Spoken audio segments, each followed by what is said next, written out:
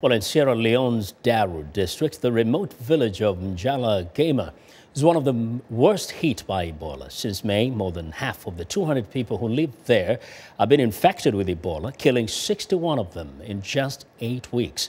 Adam Bales has our report. This remote village sits on a single road. James Leone is a social worker from Darru who now helps support what is left of this devastated community. He says Ebola wiped out entire families. You have a lot of orphans here, which mother and father have passed away. They are now left to just foster parents. All these children are left with their grandfather. The mother died, another relative. They are all left with the grandfather.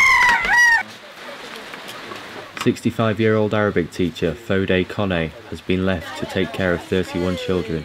18 are orphans. Many of the children are here to learn Arabic, but some of the children are victims of Ebola. They were here with me when their parents died, and now they have no other place to go. So I had to embrace them, to take care of them and cater for them. But to earn a living is really difficult sometimes. It is hard. With a failing health system, many people like Fode are left with little support. James says when Ebola struck this village, they were cut off. Nobody came to help. Everybody abandoned them. As long as you say you're hailing from Njallah, people abandon you, so it's not very easy for them. Solomon Jawad lives with his family on the edge of the village. He survived Ebola, but lost many of his family members. The whole house, if you are looking at the whole house, it was about 14 people.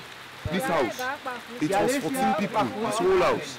14 people died, and these 3 people, we are just like brothers. This room has been locked since his twin brother's death. Solomon says he was afraid to go for treatment. The room is all but untouched. Pictures of family still hang on the walls. Cigarettes his brother sold sit on a shelf. Solomon says he was the last person to die in the village. James says Ebola has touched every part of this community. There is no house here in this town that was not infected, whether direct or indirectly, we are affected. When Ebola came to Njallah, many people ran away, frightened of those infected.